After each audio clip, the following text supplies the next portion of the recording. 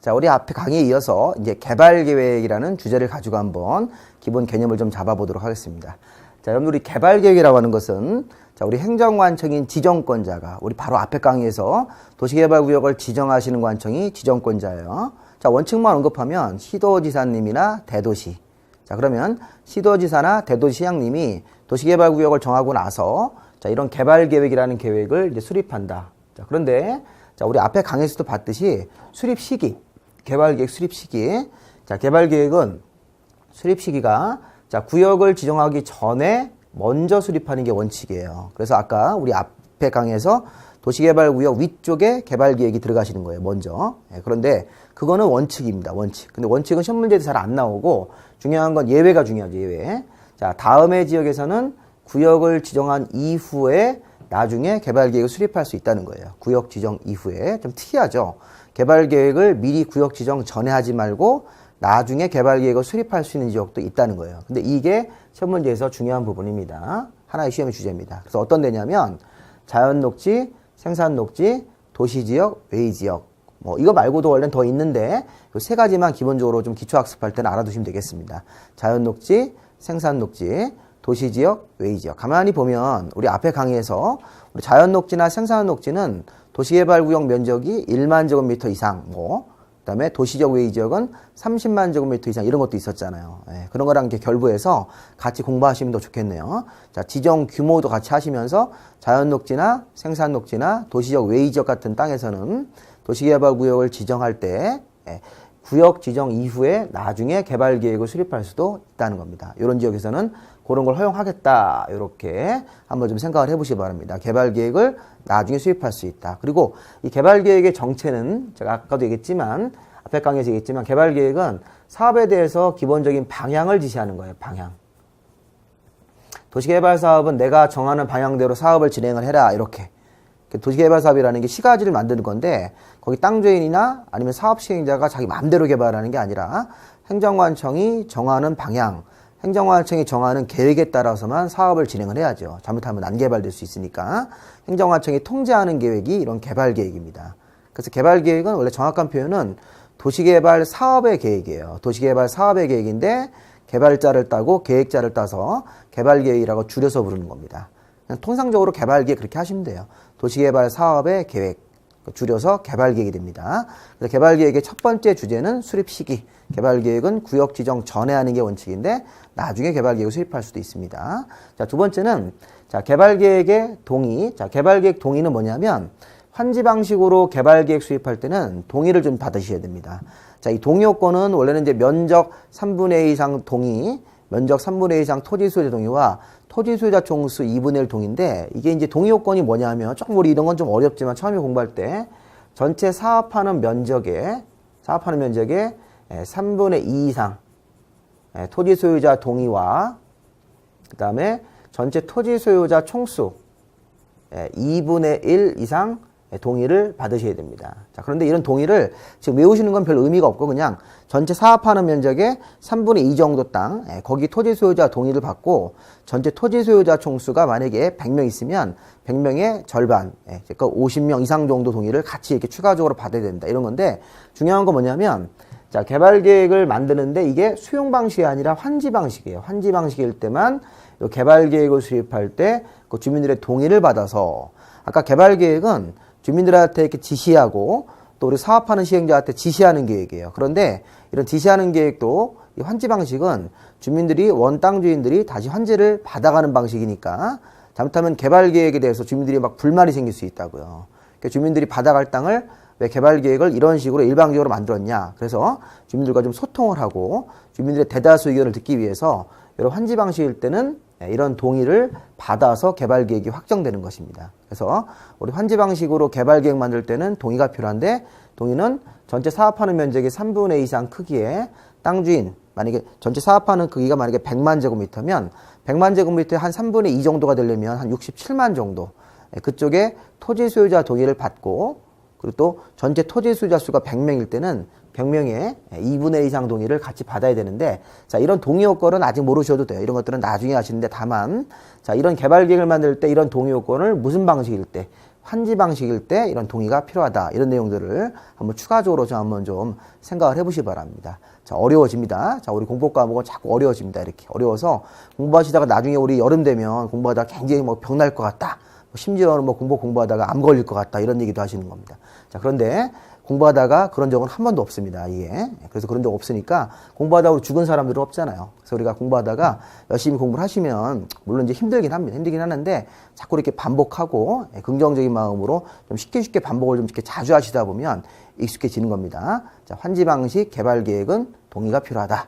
자, 환지 방식으로 개발 계획을 할 때는 동의가 필요합니다. 자, 그 다음에 개발 계획의 내용. 자, 우리 개발 계획에는 어떤 내용이 들어갑니까? 자, 개발 계획에는 자, 우리 시행자와 시행 방식 이렇게 사업 시행자가 누구냐, 방식은 무슨 방식으로 할 거냐, 전부 수용으로 할 거냐, 전부 환지 방식으로 할 거냐, 아니면 혼용으로 할 거냐, 그리고 뭐 시행자가 뭐 토지주택공사가 할 거냐, 아니면 지방공사가 할 거냐, 아니면 다른 민간 시행자가 할 거냐, 이런 것들을 개발계획에 정하고요. 그 다음에 개발계획에서는 요거, 자, 우리 앞글자를 따서 토, 인, 교환, 보, 이렇게 한번 암기해 보시는 거예요. 자, 토지이용계획, 인구수용계획, 교통처리계획, 환경보전계획, 그 다음에 보건의료 설치계획이라고 그래서 보건의료 설치계획은 병원 만드는 계획이에요. 보건소라든가 각종 의료 혜택 같은 것들을 시가지 안에서 제공을 해야 되는 거니까. 자, 우리가 토지용 계획은 이런 거 있죠. 시가지가 개발되면 시가 중에서 주거용지 30%, 업무용지나 상업용지는 40%, 공원 같은 기반시설은 30% 이렇게 토지의 쓰임새의 비율을 정해주는 거예요. 주거용지 몇 퍼센트, 또 상업용지 몇 퍼센트, 이게 토지용 계획입니다. 굉장히 중요한 거죠. 이 토지용 계획을 잘 지켜서 이따가 시행자가 실시 계획을 만드셔야 됩니다. 자, 그리고 자, 인구를 몇 명 수용해라, 인구 수용 계획, 교통 처리 계획, 환경 보전 계획. 자, 그래서 자, 개발 계획에는 이런 중요한 내용들이 들어가면서 이런 것들이 다 우리가 일종의 지시사항이라고 생각하시면 돼요. 지시. 도시개발 사업은 내가 시키는 대로 해라, 이렇게 지시하는 거죠. 자, 주의할 점, 시험 문제. 자, 다음 중 개발 계획 내용이 아닌 것은. 자, 개발 계획에는 실시 계획에 들어가 있는 설계도나 자금 계획이 들어가시면 안 돼요. 자, 설계도나 자금 계획 같은 것들은 실시 계획에 들어가는 거니까 개발 계획 내용이 아니다. 개발 계획에는 토인, 교환, 보, 토인, 교환, 보, 그다음에 시행자나 시행 방식 같은 것들이 정해지는 거죠. 그래서 개발 계획이 이런 내용들을 관청에 정해서 이런 내용들로 사업을 하라고 지시합니다. 자, 세 가지를 정리해야 되겠네요. 개발 계획은 우리 사업에 대해서 지시하는 계획인데 처음에 수립 시기, 구역 지정 전에 수립하는 게 원칙인데 구역 지정 이후에 나중에 개발 계획을 수립할 수도 있다. 어떤 특정 지역에서는.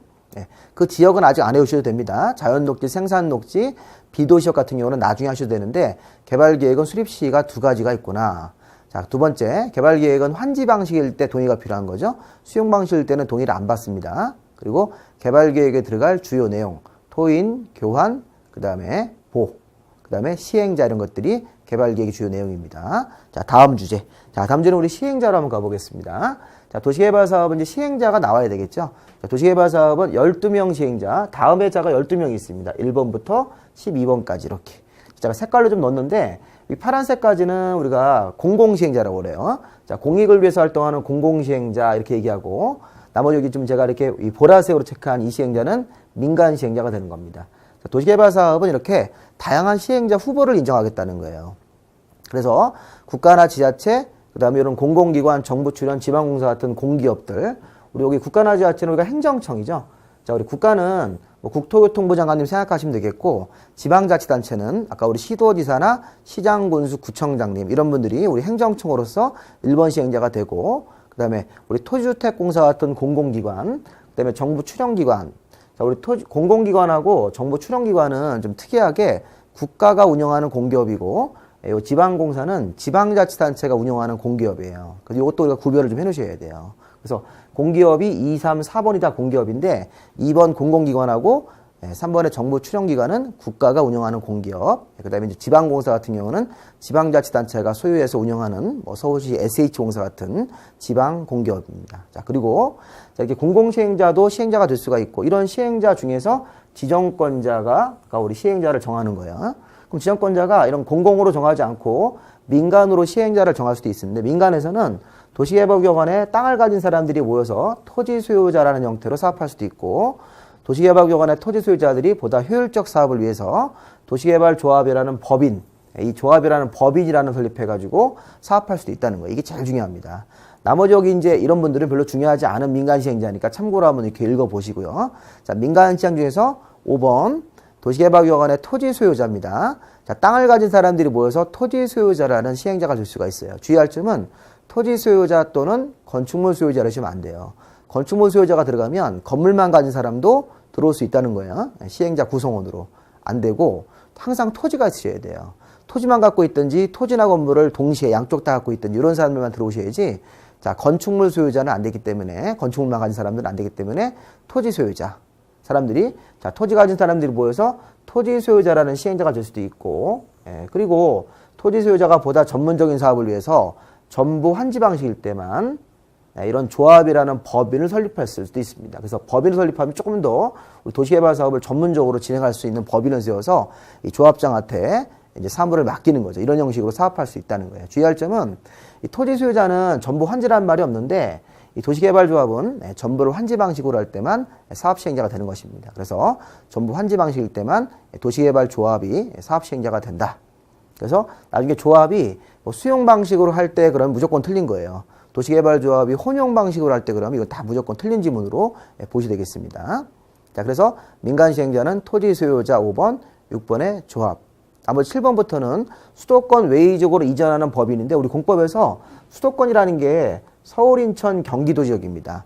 그럼 서울, 인천, 경기도에 본사나 공장에 있던 회사가 지방으로 내려가면 수도권의 인구를 바깥으로 이렇게 나갈 수 있으니까 나가서 도시개발 사업할 수 있게 기회를 주는 건데 별로 중요한 건 아니고 그냥 수도권이라는 용어를 좀 알아두세요. 수도권, 서울, 인천, 경기도가 수도권입니다. 수도권 외의적으로 나가는 법인, 그 다음에 여기 주택법상 등록사업자가 아파트 건설회사, 토목공사업 면허를 가진 사람은 토목회사, 부동산 개발업자, 부동산 투자회사, 우리 학개론 시간에 배우는 리츠회사도 요건이 되면 도시개발사업 시행자가 될 수가 있고요. 나머지 이제 공동 출자법인 이렇게 있는데 참고로 보셔줬습니다. 자, 그래서 도시개발사업은 이렇게 공공시행자 4명, 나머지는 민간시행자 12명 중에서 이런 분들 중에서 지정권자가 사업할 사람을 정하는 거예요. 자, 그리고 하나만 더 보시면 이 도시개발조합이라는 게 있는데요. 도시개발조합은 아까 여기서 6번 시행자죠. 도시개발조합은 전부를 환지 방식으로 할 때만 이 조합이라는 법인이 설립될 수 있습니다.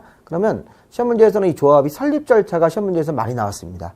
자, 조합이라는 법인은 전부 환지 방식일 때 토지 소유자들이 모여서 도시개발조합이라는 법인을 세우고 나중에 사업이 끝나고 나면 해산하겠죠. 그리고 조합장을 뽑고 뭐 임원진들을 뽑아서 그 사람한테 조합의 사무, 즉 도시개발 사업을 맡기는 거죠. 그러면서 조합원들은 이제 보고를 받고 이런 형태로 사업을 하면 훨씬 더 효율적으로 사업을 진행할 수 있습니다. 전문적으로 그 일에 종사하는 사람이 생기기 때문에. 자, 이런 도시개발 조합은 자, 7명 이상의 토지 소유자가 기본적으로 모이셔야 돼요. 5인이 아니라 7명 이상. 그리고 정관이란 내규를 만듭니다. 자, 우리 앞으로 배울 건데 우리 공법에서 법인을 만들 때는 이렇게 내규죠, 내규. 내규가 법인이 아닐 때는 규약이라는 말 쓰는 건데 법인일 때는 그 정관이라는 말 쓰는 거예요. 자, 그것도 좀 알아두셔야 돼요. 어떤 단체가 법인성을 가지면 정관이라는 걸 만들어서 법인성을 가지려면 정관이라는 걸 만들어서 설립 절차로 들어가셔야 되고 이 법인이 아닐 때는 뭐 규약 또는 뭐 운영 규정 이런 걸 만들게 되어 있습니다. 그래서 규약하고 정관하고 차이점 이런 것도 좀 알아두셔야 됩니다. 좀 어려운 말이지만 그래서 7명 이상이 정관 같은 걸 만들어서 지정권자에게 설립인가를 받아야 돼요. 자, 중요한 사실. 자, 지정권자 관청한테 조합 설립인가 받으러 왔습니다. 서류를 준비해서 설립인가가 딱 나왔습니다. 그럼 설립인가 나오면 조합이 성립된 게 아니에요. 자, 조합은 법인성을 가지려면 설립인가를 받고 나중에 등기까지 하셔야 돼요. 등기. 자, 등기소에 가서 조합의 어떤 그 조합장의 뭐 어떤 이름이라든가 조합의 설립 목적 같은 것들을 외부로 공시를 해야 되죠. 그래야지만 그 조합의 외부인들이 조합에 대한 그 정체를 파악하고 조합하고 거래할 수 있는 법인성을 취득하게 됩니다. 그래서 이 도시개발조합은 7명 이상이 정관이라는 걸 만들어서 지정권자에게 설립인가 받으면 성립한다 이렇게 하시면 안 돼요. 설립인가 받고 등기까지 해야지만 조합이 성립되는 것입니다. 그래서 설립인가 받고 등기까지. 자, 그래서 자, 시행자에서는 이런 내용들을 좀 주주로 좀 보시면 돼요. 그래서 시행자가 자, 공공시행자 4명, 그 다음에 민간시행자 나머지 이렇게 12명 시행자 중에서 지정권자가 사업 시행할 사람을 정합니다. 그 도시개발 조합에 대해서는 별도로 이 설립 절차를 좀 자세하게 한번 이렇게 보셔야 됩니다. 그리고 뭐 7명 이상이 뭐 정관이라는 걸 만들어서 지정권자에게 설립인가 받고 등기 이런 것들을 좀 파악하시면 좋겠습니다. 자, 그 다음에 뭐 나머지 거 말고 다른 내용들은 우리가 좀 더 우리가 기본 이론이라든가 시바 이론 할 때 그때 보시면 되겠습니다. 이런 정도가 가장 중요한 내용들입니다.